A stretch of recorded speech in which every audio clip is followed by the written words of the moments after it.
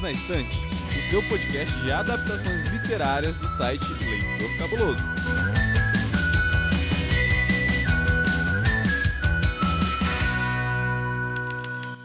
Olá, cabulosos e cabulosas! Sejam bem-vindos a mais um episódio do Perdidos na Estante, nesse podcast dedicado às narrativas e suas adaptações para o cinema e para a televisão. Eu sou o Thiago Augusto e hoje a gente começa um novo arco dedicado à fantasia pop aqui no Perdidos. A ideia é apresentar um pouquinho do que essa geração millennial anda curtindo nos livros e nas telinhas. E para começar a nossa aventura, eu tô aqui com duas amigas que estão participando do Perdidos pela primeira vez, vejam só. Ela que é apaixonada tanto pelos romances de época quanto pela fantasia jovem adulto, senhorita Aline Rocha. Seja bem-vinda, Aline. Olá, pessoal, tudo bem? Primeira vez que eu tô aqui no Perdidos, na verdade essa é a primeira vez que eu estou gravando o podcast, então muito obrigada por me receberem nesse meu debut. Que isso, é um prazer ter você aqui com a gente. E também pela primeira vez aqui no Perdidos, ela que ama falar de entretenimento e de cultura pop no YouTube e que é a defensora oficial da Taylor Swift na internet brasileira, senhorita Mari Bianchini. Seja bem-vinda, Mari. Olá, tô muito feliz com esse convite, não estou recusando nenhuma oportunidade para conversar sobre o Grishaverso, Sombriossos. E pra quem não me conhece, eu falo de entretenimento no YouTube, tenho um canal no YouTube. E é isso, Mari Bianchini por lá. Muito feliz de ter você aqui com a gente também e super ansioso pra gente começar a falar então sobre o Grishaverso. Pra você que tá chegando agora, saiba que você é muito bem-vindo, muito bem-vinda, muito bem-vinde aqui no Perdidos na Estante. Por aqui, todas as quintas-feiras a gente lança um episódio apresentando o livro, um quadrinho ou um material narrativo e na semana seguinte a gente fala um pouquinho sobre a adaptação pro cinema, pra televisão ou outras mídias. Nesse episódio, né, como a Mari já adiantou, a gente vai conversar um pouquinho sobre um grande sucesso do universo jovem adulto, uma fantasia com elementos distópicos que tá dando o que falar por aqui. Sombra e Ossos, da autora Leigh Bardugo. Meninas, animadas para falar sobre esse primeiro livro? Muito! Antes da gente começar o nosso bate-papo, então, assistente, por favor, apresenta o livro para o nosso ouvinte.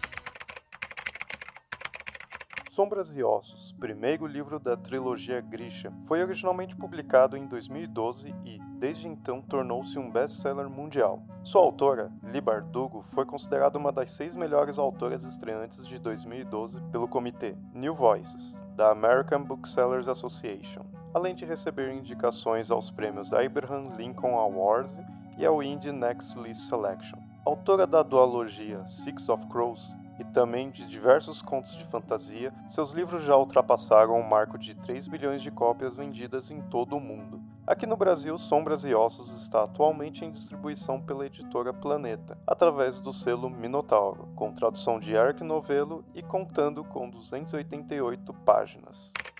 Bom, antes de mais nada, é importante que você, ouvinte, saiba que a gente já tem um episódio falando sobre Sombra e Ossos, né? O primeiro volume da trilogia Grisha, aqui no Perdidos na Estante? Não exatamente, no Cabuloso Cast. Nosso querido Lucien recebeu ninguém mais, ninguém menos do que Eric Novello, tradutor oficial da obra aqui no Brasil, para um bate-papo, né? Em 2017, 18, eu não lembro agora, mas é o Cabuloso Cast número 141. Você pode escutar lá o bate-papo do Lucien com o Eric Novello, foi bem bacana. Eles comentaram um pouquinho sobre as escolhas de tradução, o que funcionou para adaptar, né, o Grishaverso para o português brasileiro, e foi um bate-papo muito bacana. Eles trouxeram algumas curiosidades, né? Só que o nosso foco aqui hoje vai ser um pouquinho diferente, porque agora eu e as meninas, nós temos a série como base, né, para comentar um pouquinho sobre a adaptação. Então, antes de mais nada, meninas, eu queria que vocês trouxessem um pouquinho para os nossos ouvintes, né, o que é o Grishaverso. Vamos entender um pouquinho sobre como funciona, né, esse país que me lembra um pouquinho a Rússia czariana, não é isso? Dá pra ver claramente ali uma inspiração na questão dos nomes, de arquitetura. Eu não entendo muito de história russa, não vou mentir. Só aquele finalzinho ali em que derrubam o czar. Então eu não sei o quanto de história russa tem ali no meio, mas a gente percebe pela nomenclatura, arquitetura, que tem essa inspiração. Até pelas lendas, né? Tem o Pássaro de Fogo, que a gente vê em outros livros de cultura russa e tal. Eu acho que uma coisa que, pra mim, na minha cabeça, as pessoas precisam precisam saber quando elas estão entrando em contato com esse universo pela primeira vez é justamente que a Leigh Bardugo, ela tem algumas séries de livros que fazem parte de um mesmo universo. Então, Sombra e Ossos foi o primeiro livro que ela escreveu dentro desse universo. E aí, Sombra e Ossos é o primeiro de 3 livros que fazem parte da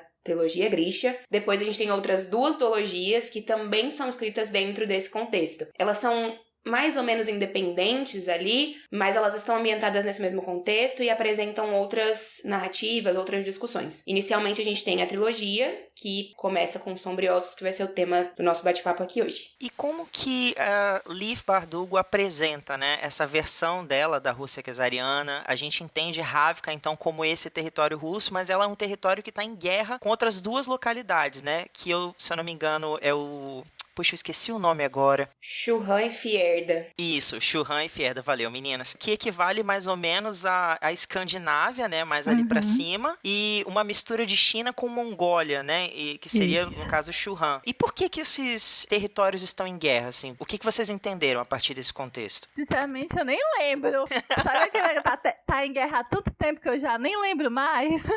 Eu acho que, bom, o motivo da guerra em si, eu não sei se ele fica bastante claro, né, ao longo da trilogia. Eu acho que o que faz com que a guerra continue acontecendo e continue durando tanto tempo é justamente a existência da Dobra das Sombras, que é um território dentro de Ravka, que é pura escuridão. E ele é habitado por monstros, divide o país em 2 e ele impede a travessia de pessoas, a travessia de mantimentos, a travessia de... enfim, todas as coisas que poderiam ser necessárias para o país se desenvolver e deixar de ser um país pobre e poder se colocar numa melhor situação dentro dessa guerra que existe, né? Dentro dessa inimizade com os países vizinhos. Acho que esse é mais ou menos o contexto. E também tem a questão dos próprios grishas, né? Os grishas são essas pessoas que usam a pequena ciência, que alguns veem como magia, e são extremamente caçados em Fierda. Eles são vistos como bruxos, quase pega e queima na fogueira. Eles vão para julgamentos que são execuções. E Churran, eu acho que também tem muito de... Agora eu não lembro muito bem se é a cultura Churran ou se é a cultura Suli, que também tem muito preconceito. Churran, na verdade, eles se dedicam a fazer experimentos nos grishas, né? Eles têm na cabeça que talvez se você estudar muito essas pessoas, você consegue descobrir de onde vem esse poder e replicar isso de outras formas. Então a gente tem 2 países que veem os grishas de uma forma bastante negativa, enquanto Ravka tenta valorizá-los de alguma forma. Então, a partir dessa fala de vocês, a gente começa a entender por que esse universo que a Leigh Bardugo cria nos livros dela é um cenário fantástico. A gente tem, então, esses elementos que são os grishas, né? Uma espécie de, como é que eu posso dizer, alquimistas, vamos colocar assim, porque tem gente que coloca eles como magos, como bruxos, mas, na verdade, o que eles fazem é uma espécie de pequena ciência, né? Como o próprio livro traz pra gente. A gente vai entender que eles nada mais são do que pessoas que têm uma espécie de habilidade, né? De manipular alguns elementos, tanto na natureza quanto dentro do corpo humano, por exemplo. Eles conseguem alterar, por exemplo, as condições atmosféricas do ar, a pressão, eles conseguem manipular o estado físico ou sólido da água, por exemplo, podem fazer alterações na nossa corrente sanguínea, nos batimentos cardíacos, dependendo da classe na qual eles se encontram, né? E por conta disso, como vocês dois colocaram, eles são vistos como uma espécie de ameaça em alguns territórios, né? São tidos como, digamos assim, seres hereges, né? Que contradizem a política e a religião desse cenário, mas também são alvo de experimentos científicos para entender o que causa esse gene mágico neles. E, pelo que a gente sabe, né, parece que foi um Grisha que criou a tal da Dobra das Sombras, e não foi qualquer Grisha, não é, meninas? É isso, foi o pior Grisha de todos os tempos. O Herege Negro, o Darkling. Então a gente tem essa Dobra das Sombras que foi criada por um Grisha, né, conhecido ali em Ravka como o Herege Negro, o antepassado, né, ali dentro desse universo Grisha, que criou essa dobra, que é uma espécie de fumaça sombria, algo que, como a Mari colocou, divide Ravka no meio, prendendo ela entre esses 2 territórios, né, de Fierda e Churran, e obrigando eles a viver ali em guerra, tentando se expandir, tentando buscar recursos do outro lado da dobra. E lembrando que não é só um território sombrio, tem monstros ali dentro. O problema maior é esse, né? Você passa e pode ser comido por uma criatura humanoide enorme. Com asas, né? Carniceira. Exatamente. Olha que legal, né? O que você vai fazer hoje? Eu vou atravessar a dobra. Então, ó, vá com Deus. Eu espero que você volte. É isso. eu tenho então uma missão muito especial para nossa amiga Aline Rocha, que é apresentar então a trama desse primeiro livro, Sombra e Ossos, né? A Aline vai trazer pra gente, mas como desgraça pouca é bobagem, eu vou dificultar a vida da Aline pedindo que ela faça, né, essa sinopse de Sombra e Ossos como se fosse uma chamada ali de urgência da Globo.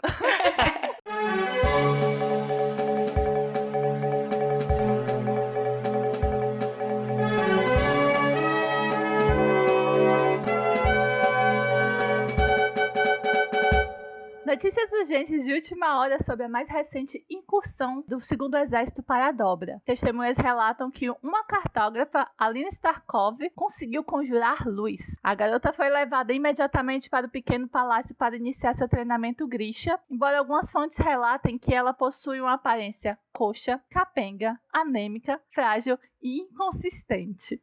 Por causa disso, as pessoas estão duvidando de sua capacidade. Apesar disso, outras fontes afirmam que o general se mostra confiante com a conjuradora de luz.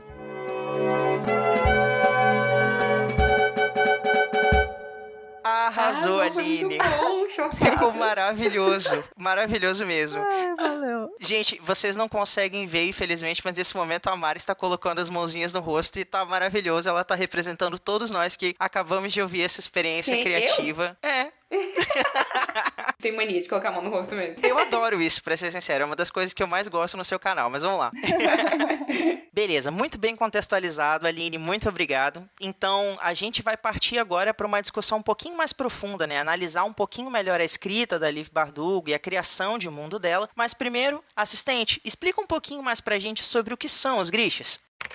Os Grishas fazem parte da elite mágica de Ravnica e são os soldados do Segundo Exército. Eles praticam a pequena ciência, manipulam a matéria em seus níveis mais fundamentais, como uma versão mágica da química molecular. Os sangradores são capazes de fazer com que seus inimigos fiquem impossibilitados de lutar, tirando o ar de seus pulmões e alterando o ritmo de seu coração. Os curandeiros são especializados em curar qualquer ferimento, enquanto os aeros são capazes de manipular a pressão do ar para criar tempestades. Os infernais convocam gases combustíveis para manipular o fogo, enquanto os hidros, por sua vez, se aproveitam das condições de temperatura e pressão para comandar a água. Há ainda os alquimistas, que criam venenos e explosivos, e os Durastes, que se especializam no famoso aço Grisha, além de serem os responsáveis pela criação das armaduras utilizadas pelos soldados de elite. Muito bem, querido ouvinte. A partir de agora, você precisa saber que a nossa discussão tem todos os spoilers liberados. Então, se você ouviu o episódio até aqui, curtiu a obra e ainda não conhece, não leu ou não assistiu a série, prossiga com a sua conta em risco. Mas para você que já ama o Grishaverso, já leu o livro e quer descobrir um pouquinho mais sobre o que a gente achou, né, a fundo sobre essa leitura, fica aqui com a gente porque agora os spoilers estão liberados. Então eu queria saber das meninas aí, a Aline e a Mari, o que elas acharam da escrita da autora, né? Se elas acharam fluida, se elas acharam que pelo fato de a história ser escrita em primeira pessoa fortalece mais o foco narrativo ou deixa isso um pouquinho, vamos colocar assim, difícil de pegar algumas informações sobre o universo em si. O que vocês acharam, meninas, da construção de mundo que a Liv Bardugo traz para esse primeiro livro, Sombra e Ossos? Eu acho que uma dificuldade que eu tive logo de cara foi justamente entender a contextualização desse universo como um todo. Porque eu sou uma pessoa que eu gosto muito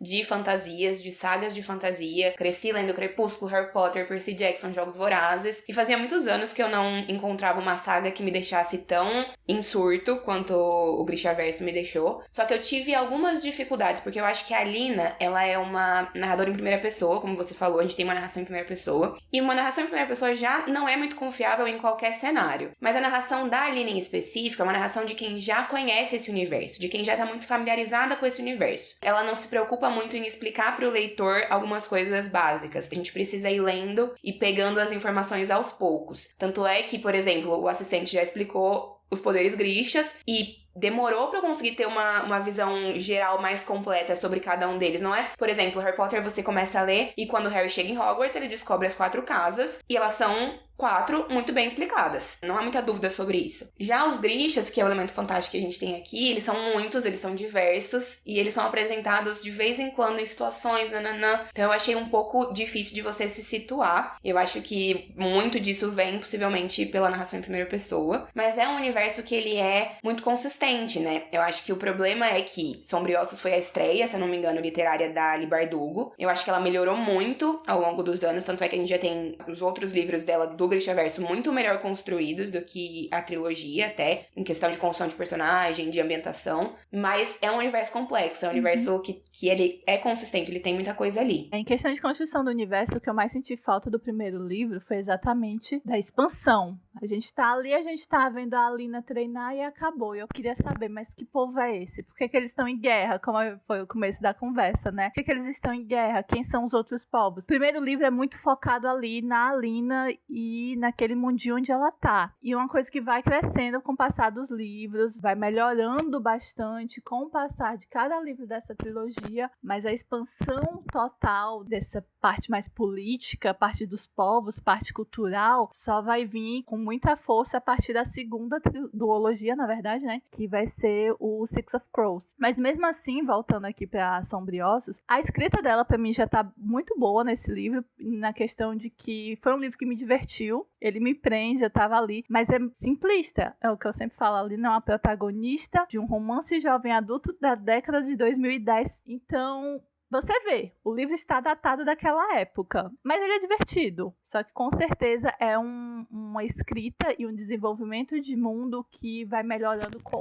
cada livro. E de personagens também, né? A impressão que eu tenho é de que, de personagens principalmente, né? Eles eram mais, não unilaterais, porque eles têm camadas, né? São personagens com camadas, mas eles são apresentados de forma simples. Sim. E a gente já chega nos outros livros dali e os personagens eles são muito mais complexos, eles têm muito mais personalidade. Então, eu concordo também com tudo que você falou. Dá pra gente perceber que uma das escolhas narrativas que a Leigh Bardugo faz, justamente a jornada do herói, né? Que é esse método de narrativa, de escrita, onde a gente tem um personagem que a gente chama de Chosen One, né? O escolhido. A princípio, ele vai fazer uso de um poder que ele ainda não entende, de uma habilidade que ele não compreende, e aí a partir disso ele vai conhecer um universo totalmente novo, onde ele vai ser introduzido, e a gente vai ser introduzido ali junto com ele. E aí tem toda aquela coisa de, a princípio, ele negar o poder que ele tem, ele mostrar uma resistência em relação a fazer parte desse mundo, né? Que é tudo dentro daquele ciclo, para ele poder descobrir a própria força, enfrentar o grande desafio e assim vencer, superar todos aqueles obstáculos do primeiro livro. Ele vai fazer esse ciclo e quando ele voltar ao ponto inicial, ele já não é mais o mesmo. Assim como acontece, né, com a Alina, a partir do momento que ela entende o poder dela como uma conjuradora de luz. O problema é que aqui dentro, pelo fato da narrativa ser escrita em primeira pessoa, eu acho que em algumas passagens a compreensão da Alina desse mundo é muito rasa. Ela demora um pouco pra entender como ele funciona. E, meninas, desculpa, mas ela perde um tempo considerável trancada dentro do quarto, chorando porque ela tá longe do Mali e porque as pessoas dentro do pequeno palácio estão sendo injustas com ela. Então, assim, teve alguns momentos em que eu queria sentar com ela e falar assim, amiga, melhore, por favor, né? Você tem um poder incrível, aprenda a usá-lo e vamos, sei lá, tipo, começar a quebrar essas paredes aqui, porque, pô, você é uma mulher incrível, sabe? Tipo, vai lá e usa isso, abraça o seu poder e mostre isso ao mundo. A gente sabe, mais pra frente a gente vai comentar, que a descoberta, né, o gatilho que ativa essa força da Alina é justamente as emoções que ela vem reprimindo desde a infância. Na série a gente entende que tem uma razão um pouquinho diferente, mas a gente vai chegar lá a discutir sobre isso. Eu queria saber de vocês o que vocês acharam disso, né? Como foi essa descoberta, essa forma como a Alina lida com essas emoções. Se vocês acham que é um, digamos assim, um incentivo válido, se vocês gostariam de ver ela buscar a força dela a partir de, digamos assim, outro gatilho mesmo, né? Outra motivação. Eu detestei.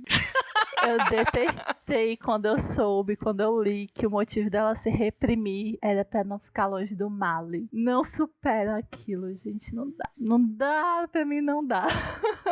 Eu sou uma defensora deste personagem e deste casal. Os ouvintes que me perdoem. Eu olho pra essa relação que a Alina tem com o Mali e com os poderes dela. Eu consigo enxergar todas as problemáticas que vocês também enxergam, mas eu tento olhar de uma forma mais empática, sabe? Porque ela era uma criança órfã que perdeu tudo e que que foi viver no orfanato, no meio da guerra, sem nada e sem ninguém. E ele foi a única figura de família que ela sempre teve. Ele era a única pessoa que significava alguma coisa pra ela. E assim, obviamente, toda a questão romântica, mas eu acho que vai pra além dos sentimentos românticos que ela tem. Eu acho que, de fato, ele é família pra ela. E considerar a possibilidade de estar longe da única pessoa que significa lar é uma decisão difícil. É óbvio que eu não fico feliz que ela se reprimiu a vida inteira e foi uma pessoa desnutrida e fraca por causa de homem, mas eu consigo entender da onde vem essa resistência, sabe? Entendi. Eu concordo com você também, Mari, apesar de também ter passado alguns perrengues durante a leitura, assim como a Aline. E é interessante porque o Mali, ele é tão, digamos assim, caloroso quanto os poderes da Alina são, né? Então, tipo assim, é como se ali dentro ele fizesse o papel do sol na vida dela, né? Como você falou, Mari, ele é tudo aquilo que simboliza um lar, uma referência, um local de proteção. E quando ela conhece o Darkling,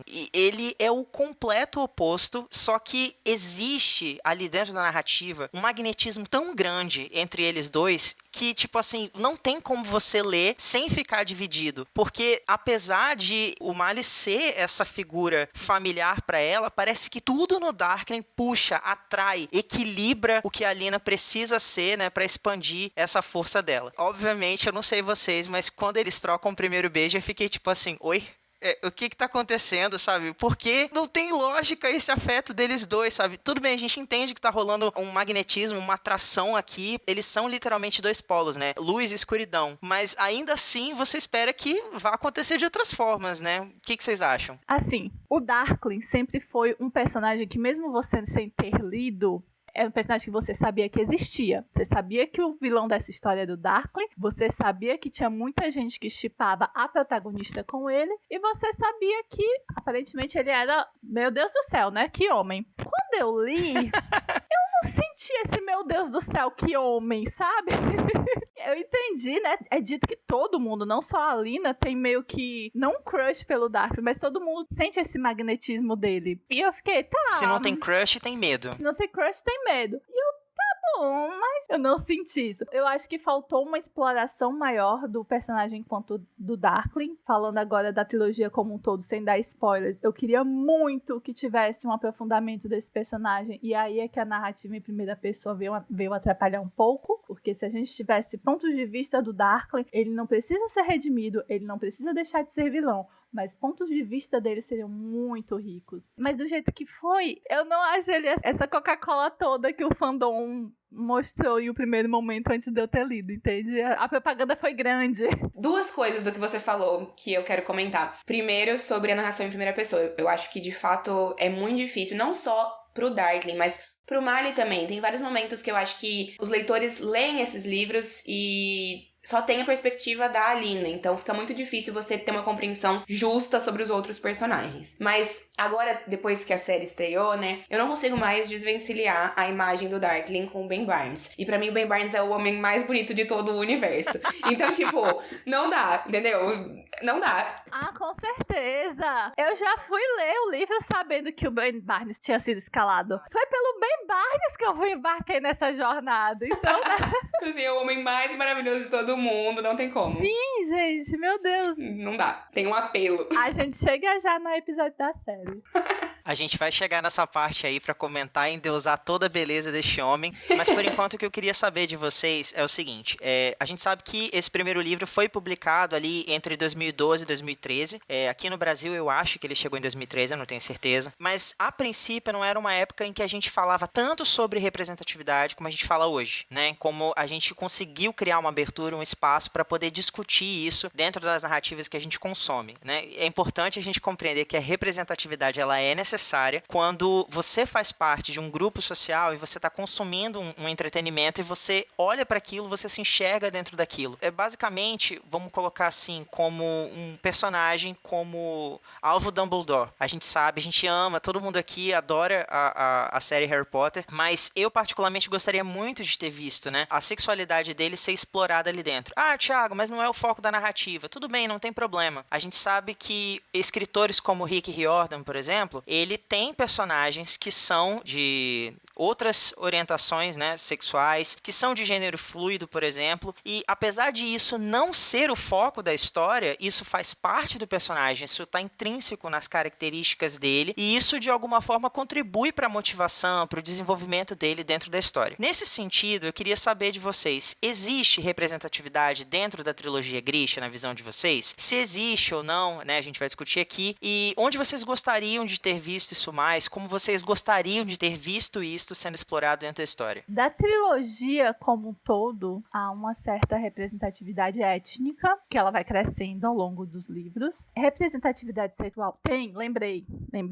temos casal LGBT sim, não no primeiro livro, nem representatividade étnica, que eu me lembro assim, puxando de memória, nem representatividade LGBTQ, todas as siglas. No primeiro livro não, mas é algo que vai crescendo ao longo da trilogia e é algo muito melhor explorado nos outros livros da Lee, né, Six of Crows, no livro do King of Scars, etc. Eu acho que é muito reflexo do que você falou, Thiago. Na época em que o livro foi lançado, né, isso pesa. Por exemplo, você deu o Rick de exemplo, e a primeira saga dele, que foi Percy Jackson e os Olimpianos, também não tinha muita representatividade, e ele tratou de resolver isso no futuro. Então eu acho que vai numa crescente mesmo. Eu olho pra trilogia e, de fato, representatividade étnica a gente não tem tanta. Isso é uma coisa que, inclusive, ali corrigiu no futuro. A personagem da Zoya, por exemplo, ela é descrita mais ou menos, se eu não tô enganada, como uma mulher branca na trilogia, mas ali corrigiu isso e definiu ela como uma personagem Sully mais pra frente, e isso aparece na série, por exemplo, já no início. A série corrigiu muitas dessas coisas, né? A gente pode falar sobre isso no próximo episódio, no próximo momento, mas a representação da Tamara e da Nadia enquanto um casal lésbico, acho que a partir do segundo, terceiro livro da trilogia, é uma coisa que me chamou a atenção de uma forma positiva, já que, né, a gente tem que encontrar a representatividade onde ela existe. A Tamara e a Nadia enquanto um casal lésbico, quando elas surgem, quando isso é administrado na história, foi de uma forma tão natural, sem fazer um grande alvoroço daquilo, tão simples, tão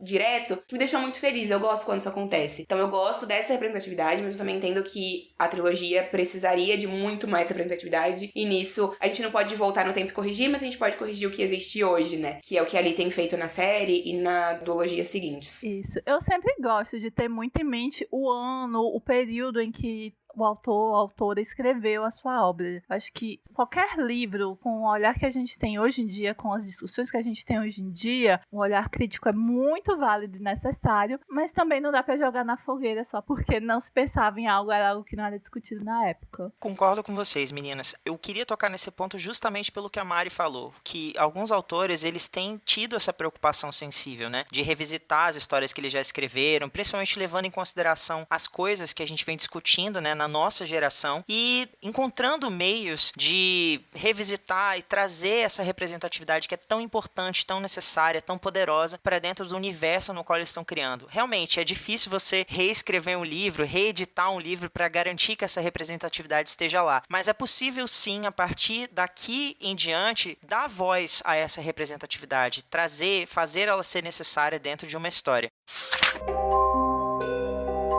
Você sabia que tem livros, filmes, boxes, séries e todo um maravilhoso mundo de literatura? Você pode encontrá-los no Perdidos na Estante. E aí, vocês acabaram adiantando um pouquinho a pergunta que eu queria trazer para vocês duas, né? Chegando um pouquinho ao final dessa discussão já. Embora a gente tenha bastante coisa para falar ainda sobre a série no próximo episódio. Eu queria saber se, na opinião de vocês, vale a pena ou não continuar, né? De repente, o ouvinte tá chegando até aqui, só leu o primeiro volume da trilogia Sombra e Ossos, ou ainda não leu, mas tá aqui encarando os spoilers firmes e fortes. Vale a pena a gente continuar a leitura a partir dos outros 2 volumes da série, mergulhar mais fundo dentro do Grishaverso? Com certeza, porque é uma série que só vai melhorando tudo melhora. Universo, escrita, narrativa, personagens, tudo só cresce. E quem não gosta de pular, você tem que ler os 2 livros pra chegar em Six of Crows, que é a perfeição. Six of Crows e Crooked Kindle. Então, gente, vai na fé. Vai na fé que fica bom. E eu acho que se você é uma pessoa que gosta desse tipo de história, é muito fácil gostar também da trilogia, sabe? Tem alguns problemas, de fato, mas não foram coisas que necessariamente me incomodaram enquanto eu fazia a minha leitura. Gostei muito,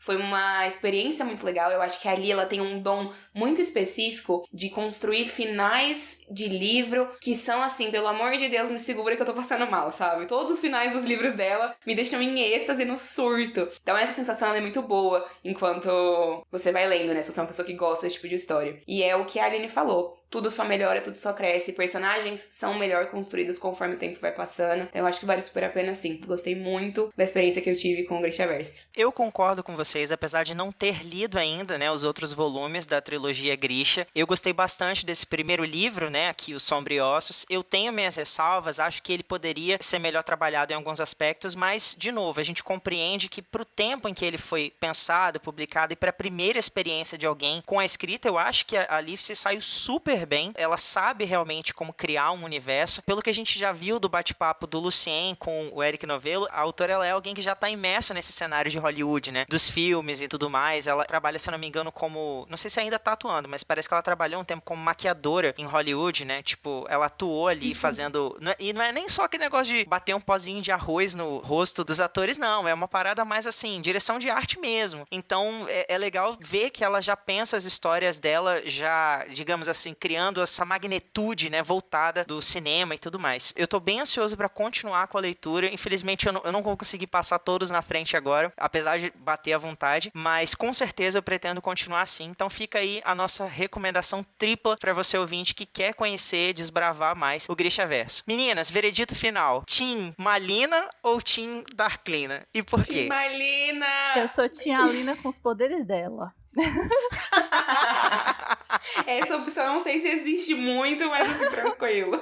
Falando do livro, nenhum dos dois. Na série a gente tem outra coisa, mas do livro, Alina, amiga, foca nos teus poderes, vai estudar. Eu sou Team Malina muito, assim, mas é que eu tenho um complexo com histórias de amor a la You Belong With Me, da Taylor Swift. Então, Com amiga. eu acho tudo, eu acho maravilhoso eles crescerem juntos como melhores amigos e se encontrarem, se apaixonarem. Eu gosto muito desse casal. Eu acho, sim, que o Mali, ao longo da trilogia, tem alguns problemas, mas eu pego meu pano e passo às vezes e tudo bem. Sendo justa, no primeiro livro, o Mali realmente não faz nada demais. Meu problema com ele é no segundo, então... Mas uma coisa que eu gosto de falar sempre sobre essa trilogia, a Alina, ela tem, ao todo, 3 interesses amorosos, que a gente pode colocar assim. A gente tem o Mali, a gente tem o Darkling e a gente tem mais pra frente o Nikolai. E eu gosto da interação dela com os 3. Eu sou... Malina Endgame, se eu tiver que escolher, mas eu gosto muito das interações que ela tem com os 3 personagens nos 3 contextos que eles são apresentados. Eu acho que gosto das relações, gosto de como isso é explorado, de todas as formas. Ali é muito boa autora, né? Ela consegue criar química entre os personagens, não só em questão de romance, questão de amizade entre os personagens. Sim, é muito sim, bom. Você, sim. você ama todo mundo, não tem como. Você gosta de todo mundo, gosta de ver as interações, os diálogos, tudo. Olha, eu não consigo escolher, né? Porque eu não conhecia todos os interesses amorosos da Alina. Tô ansioso pra ver quem é esse tal de Nikolai, né? Eu acredito que se a Leaf explorar a relação deles, como ela fez assim com... Tudo bem que no caso específico da Alina e do Mali, nesse primeiro livro, dá vontade de dar umas pauladas nele, porque, tipo assim, ele passa a história toda panguando sem perceber, né? O que ela sente por ele. Ela meio que, tipo, deixa estampado na cara dela que, tipo, you belong with me, sabe? Ali na janelinha com... I love you, com a plaquinha, né? I love you, entendeu? E ele vai e fecha a cortina. Dá vontade de dar umas pauladas nele mesmo. Mas tudo bem, a gente perdoa, né? Afinal de contas, eles cresceram juntos. É muito mais natural ele ver ela como uma irmã do que como um interesse amoroso em si. Mas é legal perceber que quando ele desperta pra isso, existe uma oportunidade desse sentimento florescer da parte dele também. Ele tava ocupado pegando a Zoya no primeiro livro. Ai, meu Deus do céu. Enfim, Mali, apenas pare, por favor.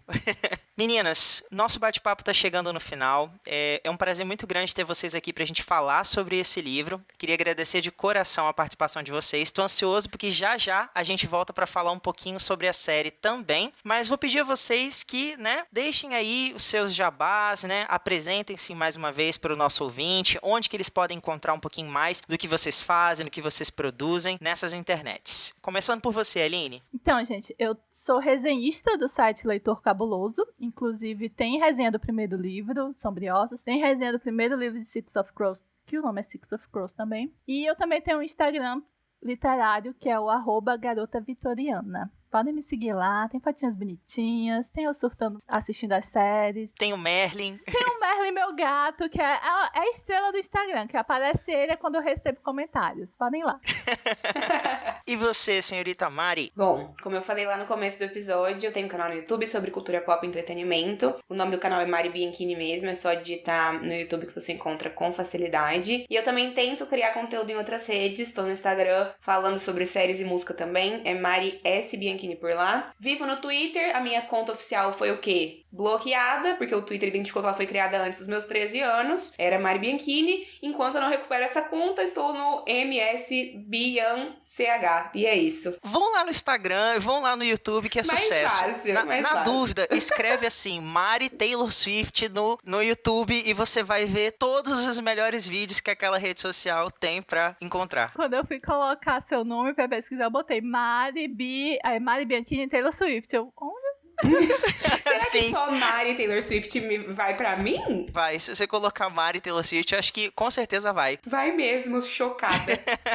E eu sou o Thiago Augusto, quero agradecer você, ouvinte, por ter escutado a gente até aqui. Se você quiser bater um papinho comigo especificamente, você me encontra lá no Instagram como @umleitorcasual. É um projetinho que eu tô começando agora pra fazer mais ou menos um diário de leitura e vai ser muito bacana se você puder dar uma força, passar lá pra deixar o seu comentário, a sua curtida. E se você quiser apoiar o Leitor Cabuloso e este podcast, né, todos os podcasts da casa, nosso assistente vai trazer mais algumas informações pra você a seguir e a gente se despede aqui, deixando um grande beijo, um grande abraço e nosso carinho e agradecimento a você, ouvinte. A gente se vê na próxima quinta, eu e essas duas meninas maravilhosas aqui, pra falar um pouquinho sobre a primeira temporada de Shadow and Bone, né? Essa série, esse fenômeno televisivo que a Netflix trouxe agora em abril de 2021 e que tá dando o que falar. A gente se vê lá. Tchau, tchau!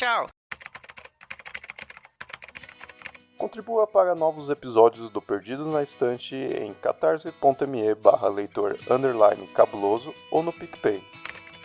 Se você é das redes sociais, nos encontre em twitter.com/perdidosestante e em instagram.com/perdidosnaestantepod. Você acaba de ouvir o Perdidos na Estante. A apresentação, Thiago Augusto, com participação de Aline Rocha e Mari Bianchi. Voz assistente, Leonardo Tremesquim. Edição, Ace Barros. O episódio que você acaba de ouvir só foi possível ir ao ar graças à ajuda dos nossos padrinhos e nossas madrinhas que contribuem no Catarse e no PicPay.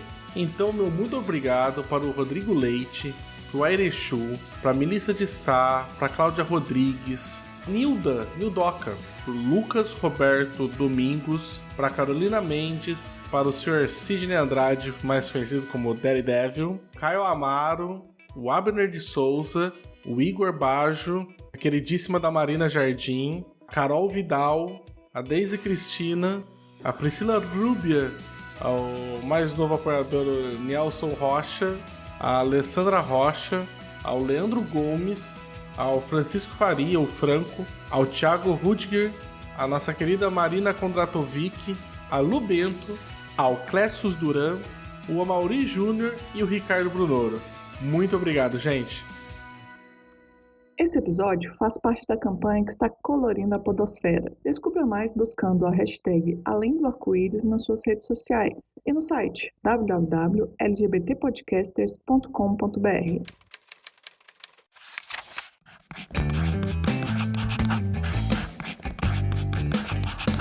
Esse podcast faz parte do site Leitor Cabuloso. Conheça nossos conteúdos em www.leitorcabuloso.com.br.